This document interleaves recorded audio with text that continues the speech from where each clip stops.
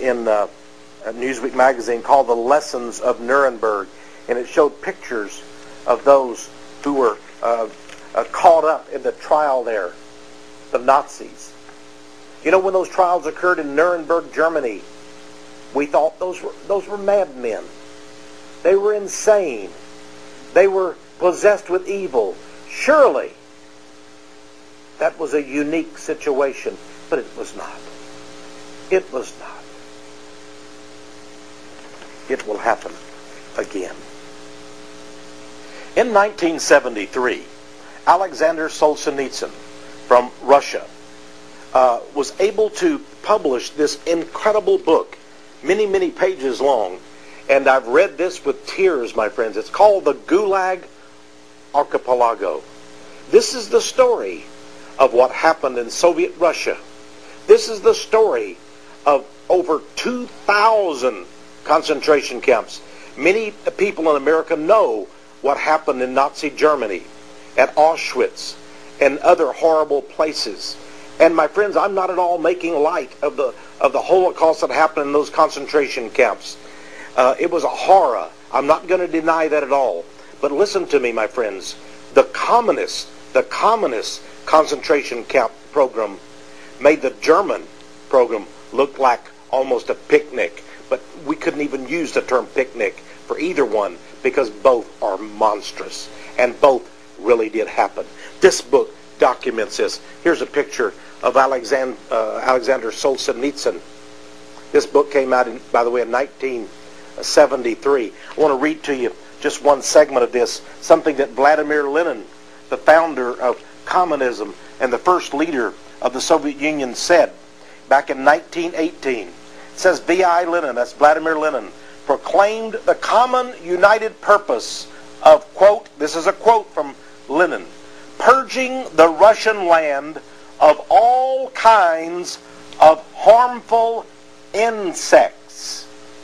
I-N-S-E-C-T-S. Insects. No better than bugs that you squash with your boots. That's what he saw his enemies. My friends, that's the mindset of people that run the camps. Here in this article from the New American Magazine is a man named Avraham Shipkin. His father perished in one of these Gulag concentration camps. And here he is pointing to a map of the Soviet Union. And this gentleman affirms that there were over 2,000 of these camps. Here's a book called The Persecutor. Very interesting. It tells the story of a man who actually was indeed a guard and a persecutor. He worked for the Gulag system.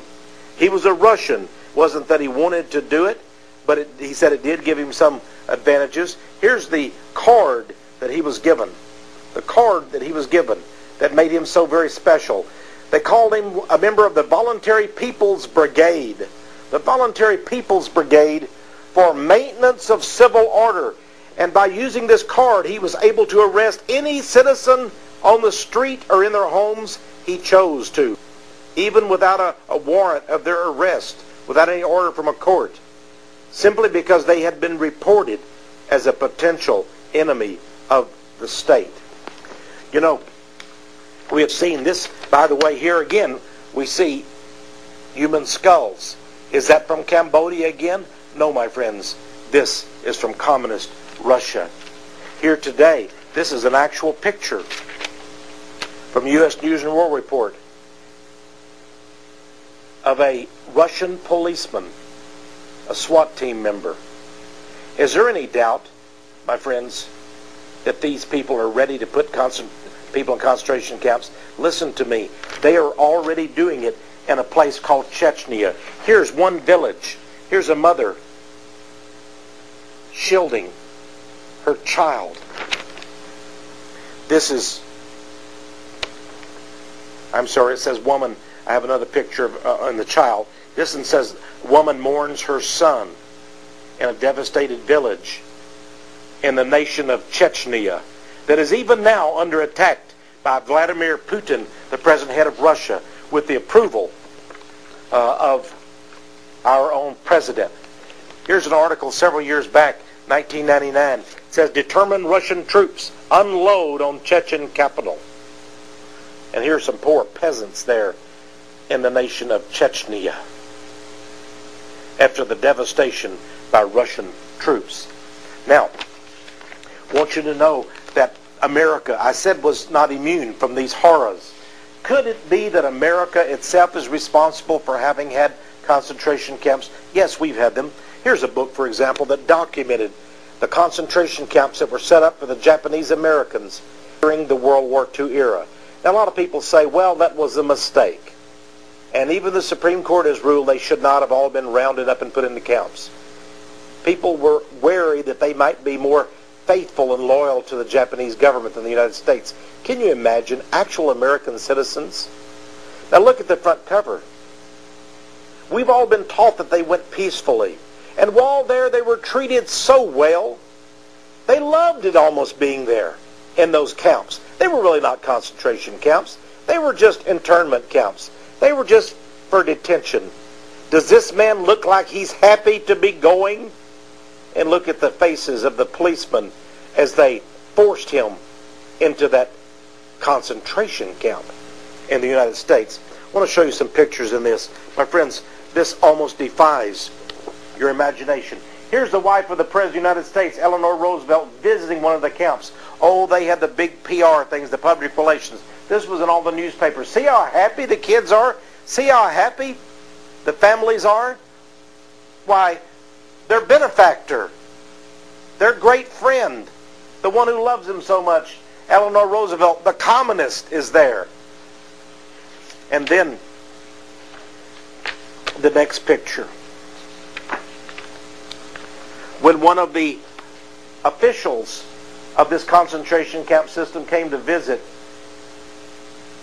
they made the inmates of the Japanese concentration camps in America, Japanese American concentration camps, put up a sign welcoming the man. It says, "Welcome, D.S. Meyer, the great white father." Isn't that just what we did as colonialists to the Africans? Set up concentration camps, tortured them, maimed them, brought them under submission, made them bow down to us as the great white fathers. And here is the gentleman himself. Isn't that nice? The great white father of the Japanese American concentration camps. Now, let's look at some of the things. After some of the prisoners did not want to go there, a riot occurred in one of the prisons at Tule Lake, a place called Tule Lake. I believe that's in California. This just shows what happened. Many of the inmates are laying down on the floor there. Then we have another picture. I want to show these to you because a lot of people just will not believe it. In 1945, some others there attempted to escape. And here they are being hauled back in. Now I want you to understand, they didn't use regular police. They used prison guards to keep these people in these camps. By the way, see the guard tower there in that picture? The friendly Japanese Americans who didn't mind being there at all, and they just understand everything. Here's a picture from the front cover that we showed you of the man being hauled away by the guards because he was uncooperative. And then finally, here again we have 2 levels of wire to keep the people in, including barbed wire in one of these Japan-American internment camps. Now, and by the way, to show the world how wonderful it was there, those who cooperated were given awards by visiting officials, such as this Japanese mother. But it doesn't look like there's a very happy look on the lady's face.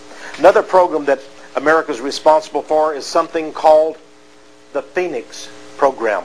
The Phoenix